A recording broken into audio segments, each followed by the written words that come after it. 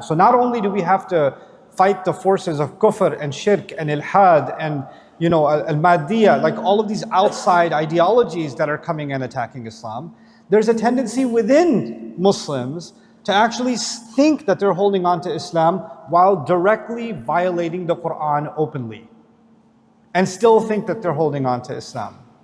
And when that happens, if that happens enough times, here's the scary thing. If that happens enough times, then you are going to find people rebelling against Islam. Young people will be rebelling against Islam, but the sad thing is they're actually not rebelling against Islam, they're rebelling against a corrupted representation of Islam that didn't actually represent Islam. So at some level, I empathize with their rebellion because they weren't given the right picture of what this religion actually says.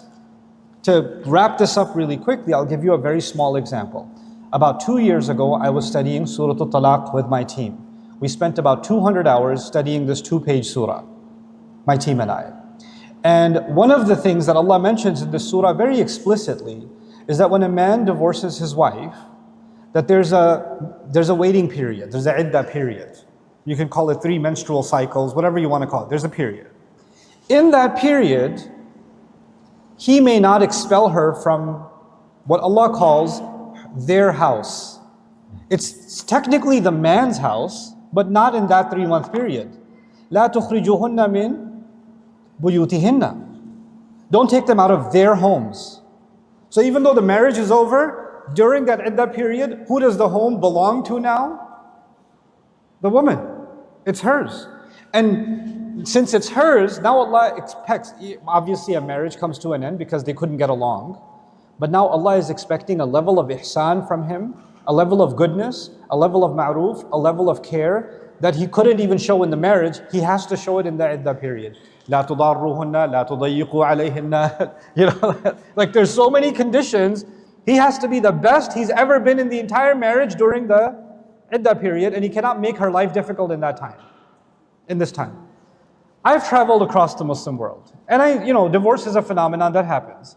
And I see people with hijabs and beards, memorize Quran, have ijazah and tajweed, they're studying fiqh, they're studying ulum, they're attending halaqat, and if a divorce happens, the minute it happens, the husband says, go to your father's house.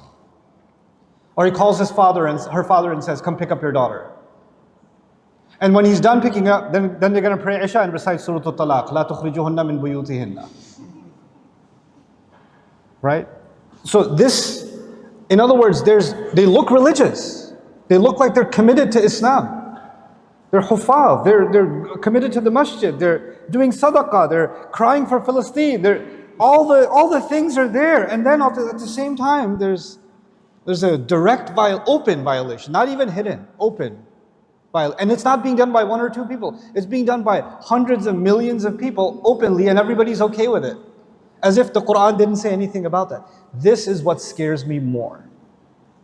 Because when we do that, then this is ma'arra. This is a kind of if a body gets mutilated, it looks ugly.